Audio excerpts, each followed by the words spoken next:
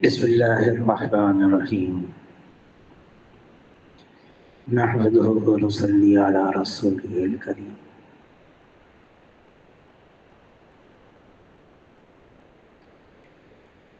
عبداللہ بن عباس رضی اللہ تعالی عنہ سے کسی نے پوچھا، ایک آدمی نیک اعمال کرتا ہے اور بہت کرتا ہے، پھر گناہ بھی کرتا ہے، گناہ بھی بہت کرتا ہے، اور ایک شخص ایسا بھی ہے نیکی کم کرتا ہے، گناہ بھی کم کرتا ہے، اس میں پسندیدہ کون ہے؟ تو عبداللہ بن عباس رضی اللہ تعالیٰ نے فرمایا، جو نیکی بھی کم کرے، گناہ بھی کم کرے۔ پھر فرمایا، گناہوں سے اپنے آپ کو بچا کے رکھنا، یہ عمل اللہ کو بہت پسند ہے۔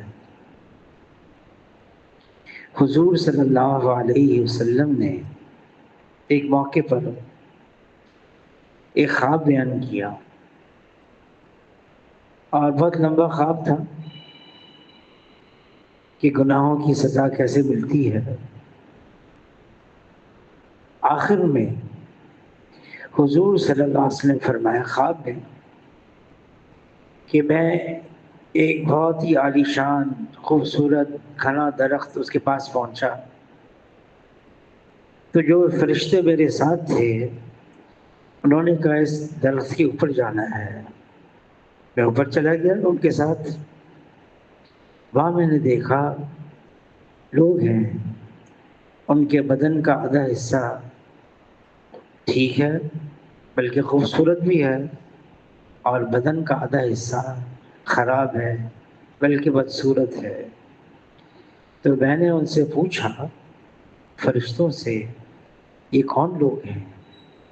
تو فرشتوں نے بتایا، آپ کی امت کے وہ لوگ ہیں جو نیکی بھی کرتے ہیں اور گناہ بھی کرتے ہیں۔ عائشہ رضی اللہ تعالی عنہ فرماتی ہیں، اگر کوئی چاہے میں بہت بڑا عابد بن جاؤں، عبادت گزار بن جاؤں، اس کو چاہیے کہ وہ اپنے آپ کو گناہوں سے بچائے، سب سے زیادہ عابد گزار بن جائے گا، یعنی روزہ رکھنے والے، تہجد گزار، ان سے بھی آگے نکل جائے گا۔ بعض کے معاشرے کے اندر ایسی صلاحیت کر گئی ہیں کہ اب وہ گناہ نہیں رہے، اس کو آدمی گناہ ہی نہیں سمجھتا ہے گناہ جس کو اللہ اور اللہ کے رسول نے بتا دیا یہ گناہ ہے، اللہ کی نافرمانی ہے، وہ واقعی گناہ ہے۔ اور جو کہ معاشرے میں اتنا عام ہو گیا ہے اور خود بھی کر رہا ہے، دوسروں کو بھی دیکھتا ہے کرتے ہوئے، اب وہ گناہ باقی نہیں رہا اس کے نزدیک۔ یہ اور خطرناک چیز ہے۔ حضور صلی اللہ علیہ وسلم نے شروع سے صحابہ کی ایسی تربیت فرمائی، ایسا معاشرہ قائم کیا کہ آدمی اللہ کی نافرمانی سے بچ جائے۔ گناہوں کی وجہ سے سزا اور جزا اس کی جگہ تو آخرت ہے، لیکن گناہوں کی وجہ سے دنیا میں بھی مضر اثرات ہیں۔ عبداللہ ابن عباس رضی اللہ تعالیٰ عنہ فرماتے ہیں، آدمی گناہ کرتا ہے، اس کے چہرے کی رونق ختم ہو جاتی ہے، دل میں ظلمت آ جاتی ہے، بدن کی قوت ختم ہو جاتی ہے، لوگوں کے دلوں میں اس کی محبت باقی نہیں رہتی۔ پھر حضور صلی اللہ علیہ وسلم فرماتے ہیں، جس کا مفہوم ہے جب انسان ایمان والا مومن اس سے گناہ سرزد ہو جاتا ہے تو اس کے دل میں ایک سیاہ نقطہ پڑ جاتا ہے. اگر یہ توبہ کر لے، اللہ سے معافی مانگ لے تو یہ سیاہ نقطہ دھل جاتا ہے. اگر توبہ نہ کرے تو یہ سیاہ نقطہ باقی رہتا ہے. پھر گناہ ہو جاتا ہے، پھر سیاہ نقطہ. تو شدہ اس سیاہ نقطوں سے اس کا دل بالکل سیاہ ہو جاتا ہے. پھر دل میں خیر کی رغبت نہیں رہتی. زنگ آلود، خراب، یہ دل خراب ہو گیا. پھر حضور صلی اللہ علیہ وسلم فرماتے ہیں اس کا مفہوم ہے گناہ تو سب سے ہی ہو جاتے ہیں. وہ کون ہے جس سے گناہ نہیں ہوتا؟ لیکن ایمان والے سے جب گناہ ہوتا ہے تو ایسا ہوتا ہے جیسے گویا کہ ایک پہاڑ اس پر رکھ دیا گیا ہے.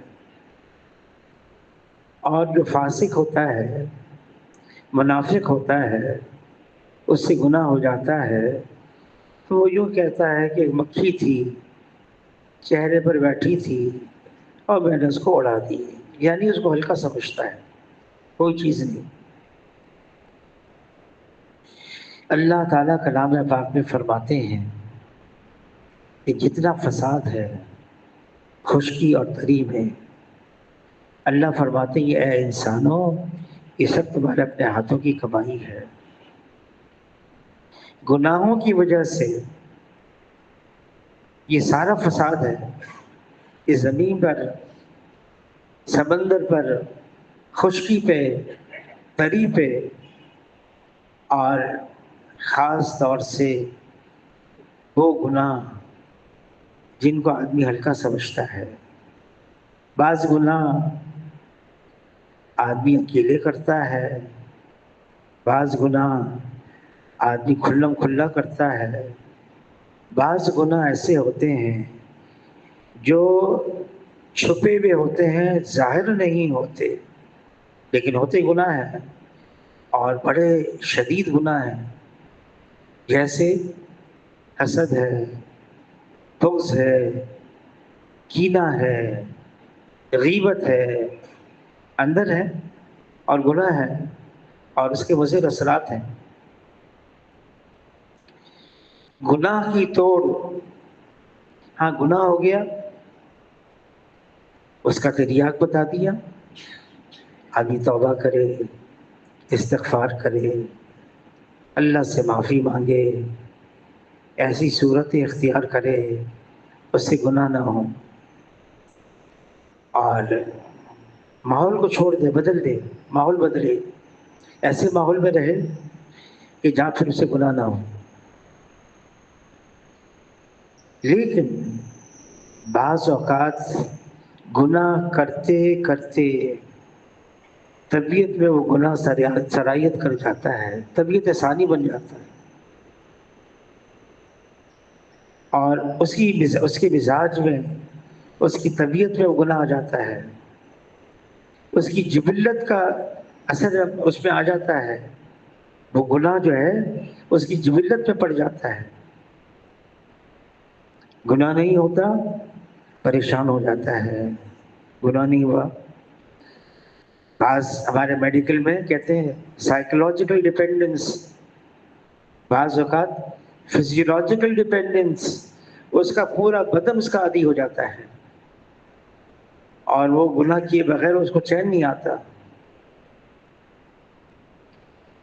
عائشہ رضی اللہ تعالیٰ عنہ فرماتی ہیں جو آسمانی بلائیں نازل ہوتی ہیں اس دنیا میں وہ ایسے گناہ ہوتے ہیں. پھر مثال دی اور یعنی عام ہو جائے، گانا بجانا عام ہو جائے، بے حیائی عام ہو جائے اور پھر اس کو گناہ بھی نہ سمجھا جائے تو اس سے پھر آسمانی بلائیں نازل ہوتی ہیں. جیسے زلزلہ آ گیا، ایسی زحمت والی بارش ہو گئی یا بارشیں بند ہو گئی، قحط سالی شروع ہو گئی. عائشہ رضی اللہ تعالی عنہ فرماتی ہیں یہ آسمانی بلائیں یہ ایسے گناہوں کی وجہ سے آتی ہیں. پھر یہ انسان جب گناہوں میں ملوث ہو جاتا ہے تو ایک گناہ دوسرے گناہ کو کھینچتا ہے، یہ گناہوں کے دلدل میں گھس جاتا ہے. ایک گناہ کیا پھر اس گناہ نے دوسرا گناہ کھینچا اپنے اس کی طرف اور یہ گناہ میں پڑ گیا. ایک صاحب تھے، نوجوان لڑکا سا تھا، وہ میرے پاس آیا اور کہنے لگا کہ میرا دل بہت پریشان ہے. کیوں؟ کیا وجہ؟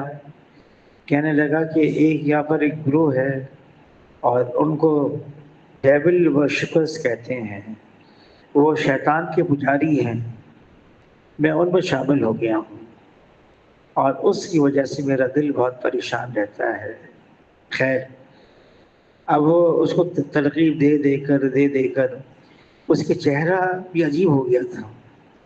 گناہوں کی وجہ سے چہرے کی رونق بھی ختم ہو جاتی ہے اور ایسی وحشت طاری ہو جاتی ہے چہرے پر بھی گناہوں کی وجہ سے. حضور صلی اللہ علیہ وسلم نے ہمیں طریقہ بتایا ہے گناہوں سے کیسے بچیں. ماحول فرمایا اگر اس کا مفہوم ہے اگر عطار کے پاس بیٹھے عطر نہ خریدے خوشبو آئے گی، لوہار کے پاس بیٹھے چنگاری اڑ کر کپڑوں کو نہ لگے دھواں اور بدبو تو آئے گی. شیخ سعدی رحمۃ اللہ علیہ مثال دیتے ہیں کہ صحبت کا کتنا اثر ہوتا ہے، جن کے ساتھ اٹھنا بیٹھنا ہوتا ہے. کہ مٹی سے خوشبو آنے لگی تو مٹی سے پوچھا یہ تمہارے اندر خوشبو کہاں سے آئی؟ اس مٹی نے کہا میرے اوپر ایک گلاب کا پھول گر گیا. گلاب کا پودا تھا، اس میں گلاب آیا اور وہ ٹوٹ کر میرے اوپر گر گیا گلاب کا پھول، اور کچھ دن میرے اوپر رہا، مرجھا گیا، ختم ہو گیا، اس کی خوشبو میرے اندر آ گئی. حضور صلی اللہ علیہ وسلم فرماتے ہیں اس کا مفہوم ہے انسان اپنے دوست کے دین پر ہوتا ہے. جس کے ساتھ اٹھنا بیٹھنا ہوگا، جس معاشرے میں رہے گا، جن کے ساتھ رہے گا، اس صحبت کی وجہ سے اس پر اثرات آ جائیں گے. بعض اوقات آدمی کے اندر صحبت تو اچھی ہوتی ہے لیکن یہ نفس جو ہے اللہ نے عجیب چیز پیدا کی انسان کے اندر، نفس. اور نفس سے امارہ یہ دشمن ہے، ابھارتا ہے اللہ کی نافرمانی کی طرف، گناہوں کی طرف. ابلیس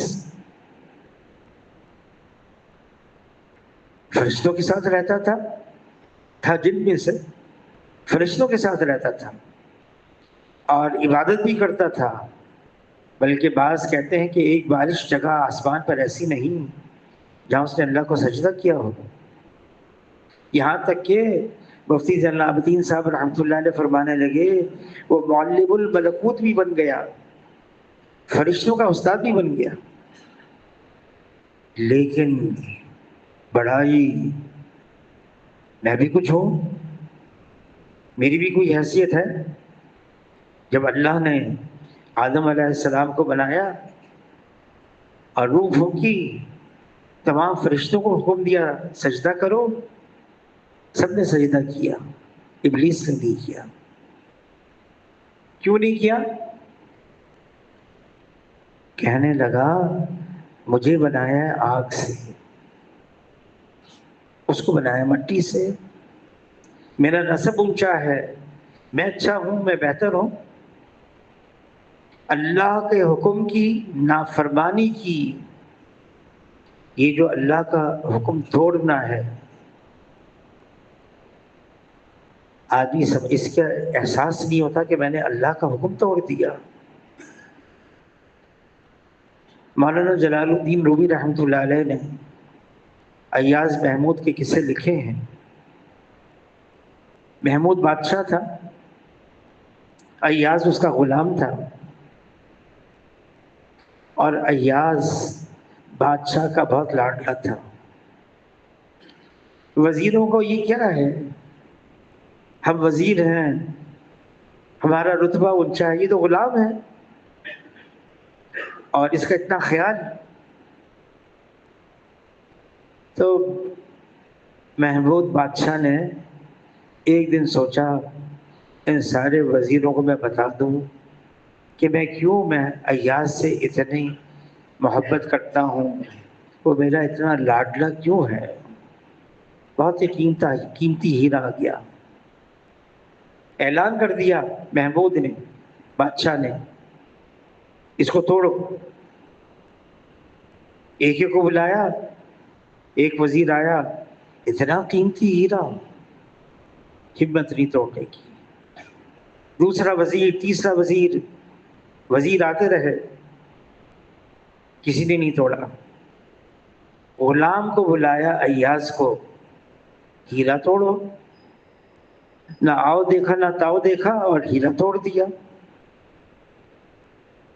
سب حیران پریشان، یہ کیا کیا، اتنا قیمتی ہیرا۔ پھر محمود بادشاہ نے بھی کہا کہ تم نے کیا کیا؟ یہ نہیں کہا حضرت آپ نے کہا تھا توڑنے کے، میں نے توڑ دیا نہیں۔ اس نے ہاتھ جوڑ کے کہا غلطی ہو گئی۔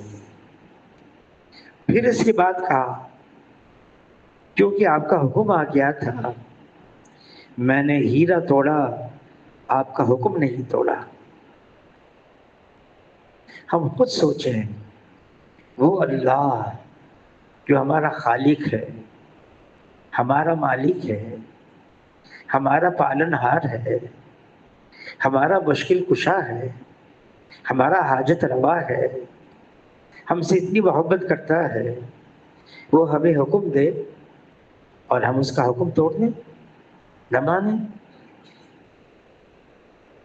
یہ اللہ کی کتنی نافرمانی ہوگی۔ بلکہ ایک صاحب تو کہہ رہے تھے یہ تو بے غیرتی ہے جو ہمارا اتنا محسن ہے، ہم پر اتنا احسان کر رہا ہے، اور پھر ہم اس کا حکم توڑیں، اس کی نہ مانیں، اس کی نافرمانی کریں۔ آدمی یہ کہتا ہے مجھ پر یہ پریشانی آ گئی، میرا دل اتنا پریشان ہے اور اطمینان نہیں ہے۔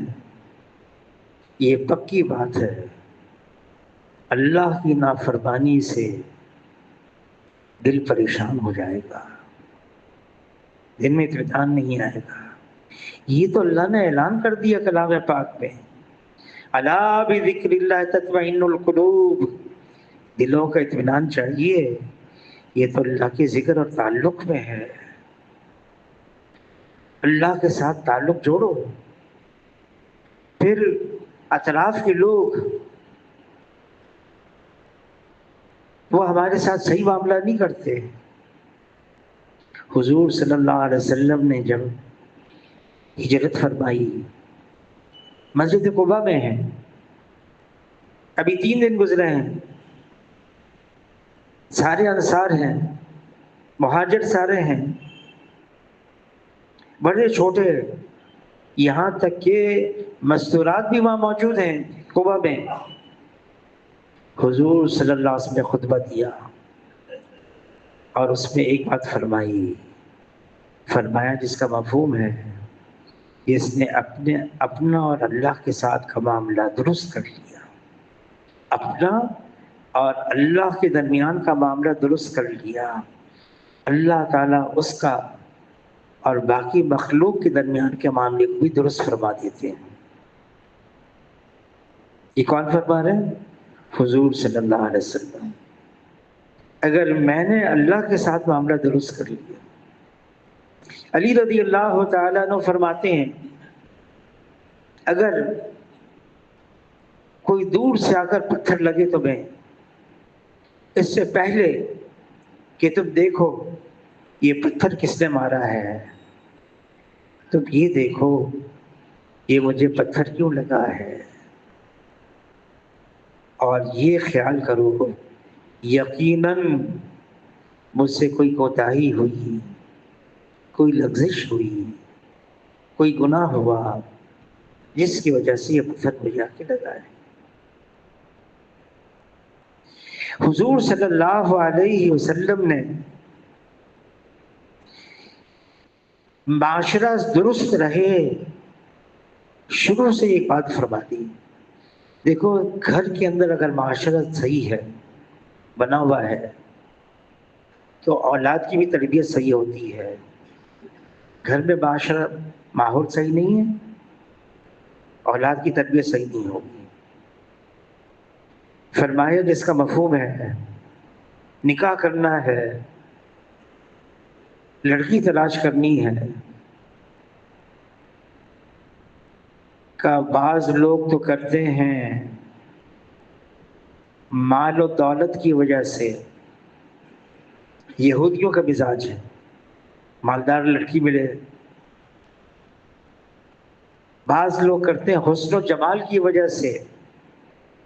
نصرانیوں کا مزاج ہے.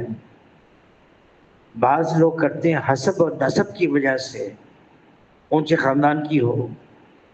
فرمایا تم کرنا اس کی دینداری کی وجہ سے،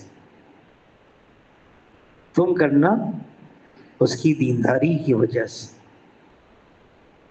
دیندار علی رضی اللہ تعالیٰ عنہ فرماتے ہیں ربنا آتنا فی الدنیا حسنہ وفی الآخرۃ حسنہ وقنا عذاب النار. دنیا کی حسنات سے مراد نیک، صالح، مطیع بیوی ہے. دنیا کی حسنات سے مراد یہ ہے کسی کو نیک، صالح، مطیع بیوی مل گئی گویا کہ اسے دنیا کی تمام حسنات مل گئی. اور اگر ذرا بھی کمی آتی ہے نا، ذرا بھی کمی دینداری میں، ابراہیم علیہ السلام کنعان سے چلے، درخواست کی تھی اللہ سے میں اپنے بیٹے کو دیکھ لوں. اسماعیل علیہ السلام کو مکہ مکرمہ میں وادی غیظ ضلع اللہ کے حکم سے چھوڑ کر آ گئے تھے. اللہ نے اجازت دے دی، لیکن اتنی اجازت دی سواری سے اترنا نہیں، سواری پر بیٹھے رہنا، مل کر آ جانا. ابراہیم علیہ السلام پتہ نہیں کتنے ہفتوں کا، مہینوں کا سفر، سواری بھی وہاں پر اونٹ ہوتے تھے. آگے ایک لڑکی آئی، ابراہیم علیہ السلام نے اس سے پوچھا کون؟ کہ میں اسماعیل علیہ السلام کی گھر والی ہوں. تو ابراہیم علیہ السلام نے پوچھا کہاں ہے اسماعیل علیہ السلام؟ کہا شکار کے لیے گئے. کیسے گزر اوقات ہے، بڑی مشکل ہے. شکار مل گیا کچھ کھانے کو ہو گیا، شکار نہیں ملا کچھ نہیں. یہ بڑے بڑے کالے پہاڑ ہیں، سخت گرمی ہے، بہت مشکل ہے. ابراہیم علیہ السلام نے فرمایا دیکھو جب تمہارا شوہر آ جائے میرا حلیہ بتانا. یہ نہیں بتایا اپنا نام، میرا حلیہ بتانا. پھر یوں کہنا میری طرف سے کہ اپنے گھر کی چوکھٹ بدل دو. چلے گئے. اسماعیل علیہ السلام آئے، بیوی نے بتایا اس سے حلیہ کا ایک آدمی آیا تھا، بڑی عمر کا تھا، سواری پر سوار تھا، نہیں اترا. تمہارا پوچھا کیا کیا کیا باتیں ہوئی؟ کب پوچھا کیا حال ہے؟ میں نے کہا وہ بڑی مشکل ہے، شکار مل گیا ٹھیک ہے، نہیں ملا تو بھوکے ہی بھوکے، کالے کالے پہاڑ، کوئی سبزہ نہیں، کوئی درخت نہیں۔ کیا کہا اس نے؟ تو اس نے کہا گھر کی چوکھٹ بدل دو۔ اسماعیل علیہ السلام نے فرمایا وہ تو میرے والد تھے، اللہ کے خلیل، اور انہوں نے کہا میں تم کو طلاق دے دوں، دوسرا نکاح کروں۔ شکوہ شکایت اللہ کو ناپسند ہے۔ عورتوں کی عادت ہوتی ہے نا، ذرا تکلیف پہنچے، اتنے سال ہو گئے کبھی میں نے اس گھر میں سکون ہی نہیں پایا۔ اللہ کو یہ باتیں پسند نہیں۔ خیر، ابراہیم علیہ السلام کچھ وقت گزرا، پھر اللہ سے اجازت لے کر آئے مکہ مکرمہ میں، پھر ایک لڑکی، کون ہو؟ میں ان کی بیوی ہوں۔ اسماعیل علیہ السلام کہاں ہیں؟ شکار کے لیے گئے ہیں۔ اچھا، کیسے گزر اوقات ہیں؟ اللہ کا شکر ہے، کھانے کو ہرن کا گوشت ملتا ہے، پینے کو زمزم کا پانی ملتا ہے، زمین کا بہترین، زمین کی جو بہترین جگہ ہے اس پر اللہ نے ہمیں ٹھکانہ دے دیا۔ اللہ کا بڑا احسان ہے۔ ابراہیم علیہ السلام فرمانے لگے میرا حلیہ بتا دینا۔ آ جائیں اسماعیل، میرا حلیہ بتا کر کہنا گھر کی چوکھٹ کی حفاظت کرنا۔ نسل سے جناب رسول اللہ صلی اللہ علیہ وسلم کو آنا تھا، وہ اتنی سی بات تھی نا، اللہ کے انعامات کی ناشکری ہوئی۔ جہاں دوسری آئی اس نے کہا اللہ کا شکر ہے۔ ہر حال میں ہمیں اللہ کا شکر ادا کرنا چاہیے، ناشکری۔ ایک عالم تھے، انتقال ہو گیا، ان کی بیٹی کہنے لگی ابا جان یہ عقل دار عجیب ہے، جب آنے والی تھی بڑی تکلیف، ڈاکٹر کو دکھایا، اس نے عقل دار آ رہی ہے، بہت درد، پھر جا کے دکھایا، اس نے کہا یہ عقل دار خراب ہوگی، اس کو نکالنا ہوگا۔ آئی تکلیف، نکالنے کا وقت آیا تو آئی تکلیف۔ تو باپ نے کہا کتنا عرصہ اس کو استعمال کیا تم نے عقل دار کو؟ کہا 15 سال استعمال کیا ہوگا۔ 15 سال اللہ کی نعمت استعمال کی، نعمت تو بھول گئی، صرف تکلیف ہی تکلیف یاد ہے۔ تو بعض گناہ ایسے ہوتے ہیں، مثال کے طور پر جیسے غیبت ہے، غیبت، آدمی اس کو بعض اوقات گناہ نہیں سمجھتا، بعض ایسے ہوتا ہے۔ حضور صلی اللہ علیہ وسلم سفر میں تھے، ابو بکر رضی اللہ تعالیٰ عنہ، عمر رضی اللہ تعالیٰ عنہ، واقعہ حیات صحابہ میں لکھا ہوا ہے۔ تو حضور صلی اللہ علیہ وسلم نے دونوں ایک خیمے میں تھے، ابو بکر اور عمر، اور ان کو ایک خادم دے دیا تھا۔ الگ خیمے میں تھے حضور صلی اللہ علیہ وسلم، اپنا خادم الگ تھا۔ مشورہ کرتے کرتے رات کو دیر ہو گئی، حضور نے فرمایا جس کا مفہوم ہے دیکھو دیر ہو گئی، تم یہاں کھانا کھا کے جاؤ۔ نہیں اللہ کے رسول، آپ نے خادم دیا ہوا ہے، اس نے انتظام کیا ہوا ہے، ہم جا رہے ہیں، آپ کے لیے تو آپ ہی کا انتظام کیا ہوا ہے، آپ تکلیف نہ فرمائیں۔ چلے گئے، دونوں گئے اپنے خیمے میں۔ کون ہیں؟ ابو بکر ہیں اور عمر ہیں۔ ابو بکر رضی اللہ تعالیٰ عنہ، جن کے بارے میں حضور فرما گئے اے ابو بکر جنت کے 8 دروازے تمہارے لیے کھلے ہوئے ہیں اور ہر دروازے سے پکار آئے گی اے ابو بکر میری جانب سے جنت میں داخل ہونا تاکہ یہ اعزاز میرے حصے میں آ جائے۔ اور عمر فرمایا میرے بعد کوئی نبی نہیں، اگر نبی ہوتا تو عمر ہوتا۔ اب یہ دونوں اپنے خیمے میں آئے، دیکھا جو خادم تھا وہ تو سو رہا ہے، اور کھانا وانا بھی کوئی تیار نہیں، دونوں غصے میں۔ ابو بکر رضی اللہ تعالیٰ عنہ عجیب خادم ہے، کتنا سست آدمی ہے، کھانا تو پکا کے سو جاتا۔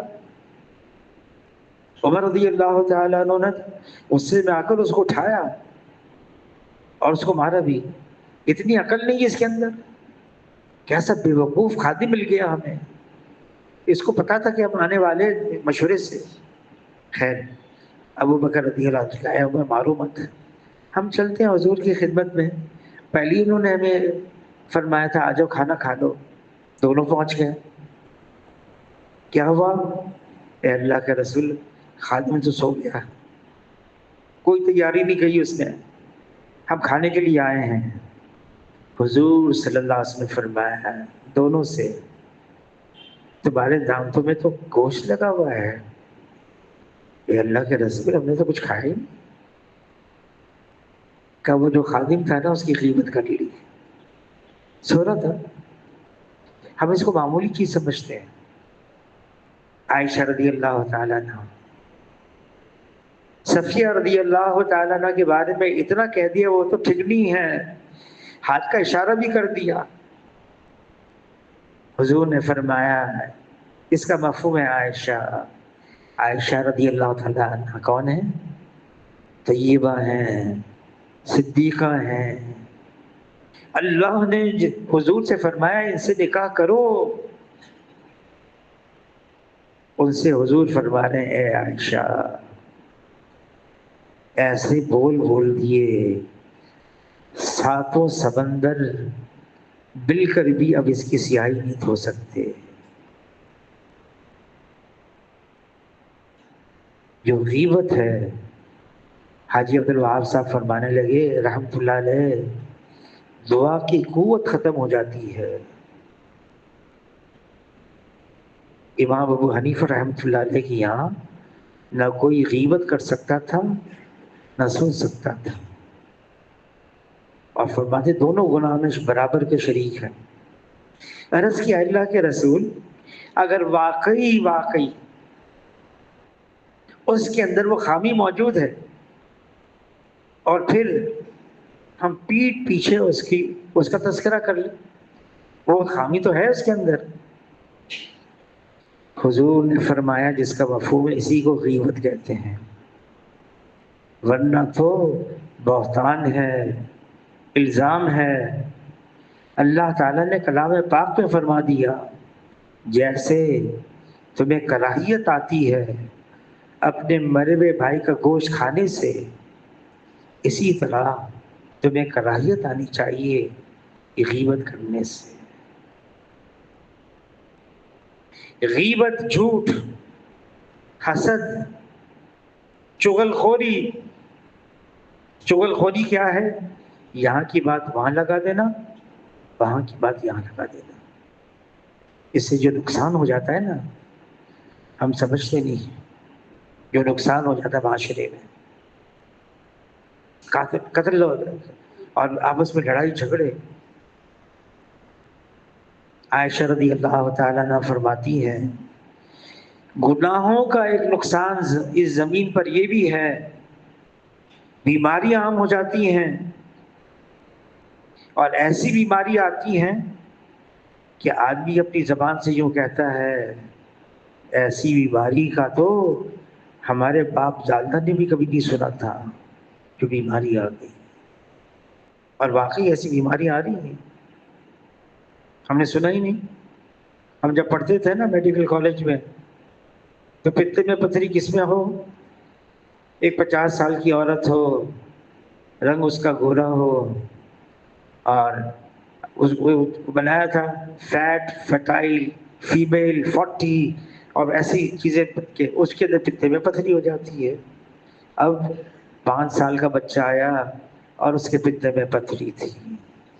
اب میں سوچ میں پڑ گیا اوزار کون سے استعمال کیے جائیں۔ اب وہ سوراخ سے کرتے ہیں تو وہ تلاش کیا، اور پھر ایک پتلا والا جو ہوتا ہے جو لیپروسکوپ ہوتا ہے اس سے اس کا پتا نکال دیا، اللہ کا فضل ہے ٹھیک ہو گیا وہ۔ لیکن ایسی بیماریاں کبھی سوچا بھی نہیں تھا. پھر آپس کی لڑائی جھگڑے، خاندان میں لڑائی جھگڑے کس بات پر؟ آدمی حیران ہو جائے، چھوٹی چھوٹی باتوں پر. وراثت پر تو ہو نسل در نسل جھگڑے چل رہے ہیں. اور یہ سب کسی کی وجہ سے ہے؟ یہ گناہوں کی وجہ سے ہے.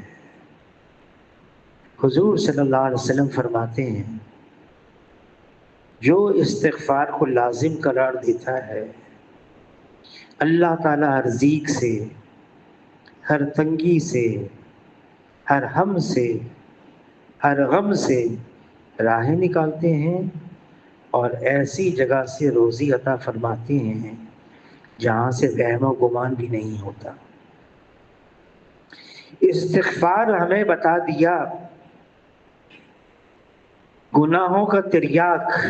گناہ تو ہوتے ہیں، وہ کون ہے جس سے گناہ نہیں ہوتے؟ حدیث قدسی ہے، اے میرے بندے تو دن میں بھی گناہ کرتا ہے تو رات میں بھی گناہ کرتا ہے، مجھ سے معافی مانگ، میں تیری گناہوں کو معاف کر دوں گا. اور پھر دوسری حدیث ہے، حدیث قدسی، اے میرے بندے اتنے گناہ لے کر آ کہ آسمان کی چھت تک تیرے گناہ بھر جائیں، زمین آسمان کی خلا یہاں تک پہنچ جائیں. ایک دفعہ مجھ سے معافی مانگ لے، میری عزت کی قسم، میرے جلال کی قسم، ایک جھٹکے میں، ایک لمحے میں سب معاف کر دوں اور مجھے کسی کی کوئی پرواہ نہیں. جب اللہ نے ہمیں یہ موقع دیا ہے معافی مانگے، اللہ معاف کر دیں گے، یقیناً معاف کر دیں گے، ضرور کریں گے. جب حضور نے فرما دیا، حضور کی زبانی اللہ نے فرما دیا گناہ معاف ہو جائیں گے. اللہ سے معافی مانگے. ہاں، توبہ کے 3 مراحل ہیں. ایک، سچے دل سے ندامت ہو، دل سے افسردگی کہ میں نے یہ غلط کیا، نادم ہو دل سے. ایک.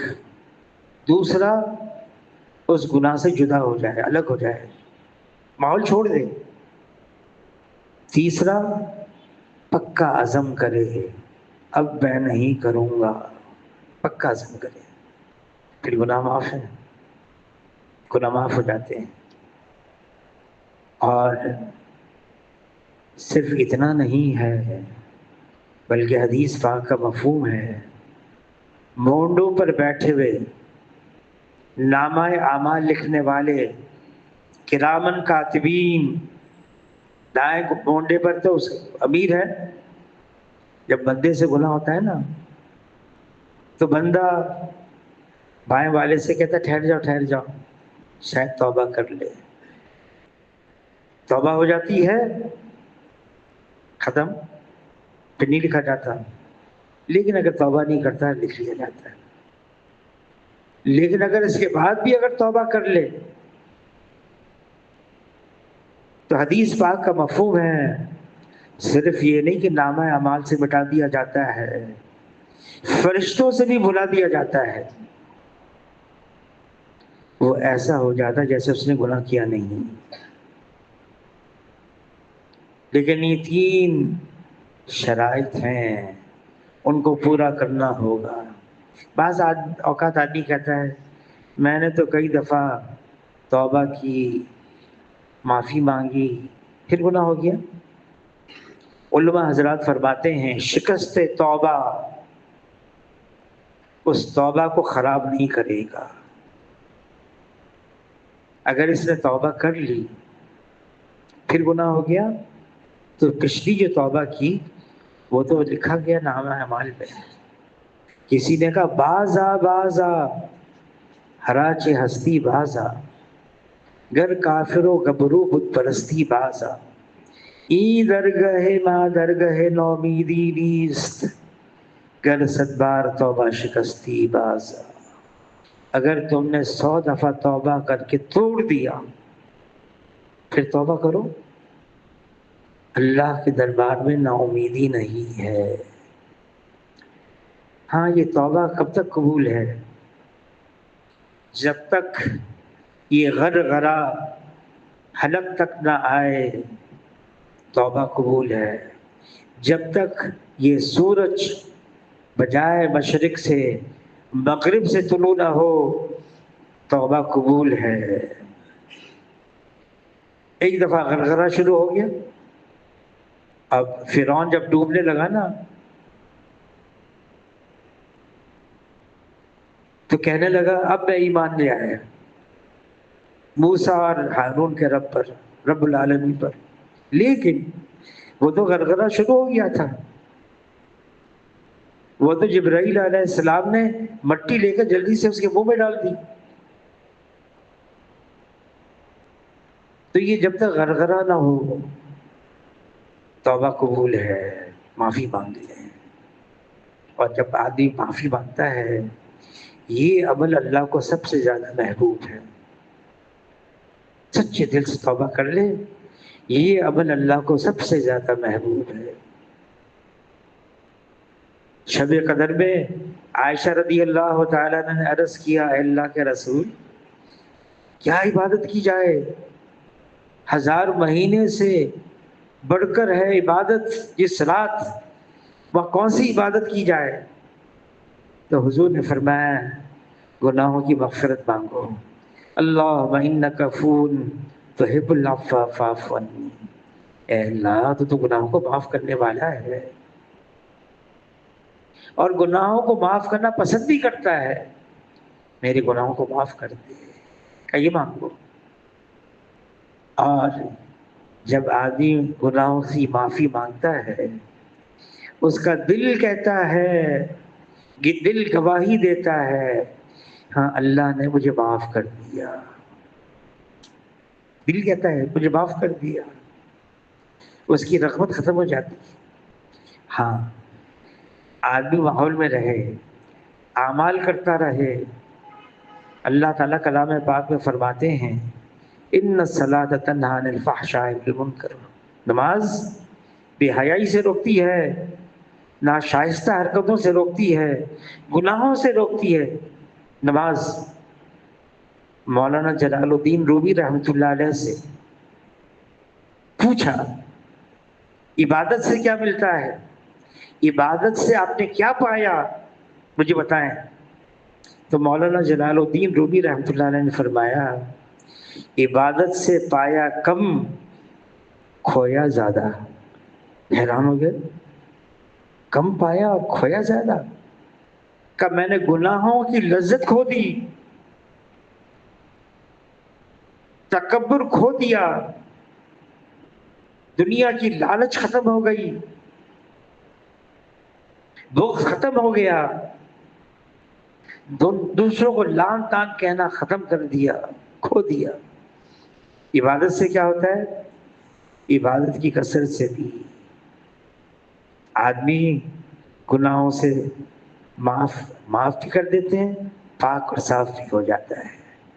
اللہ تعالیٰ ہم سب کو قبول فرمائے۔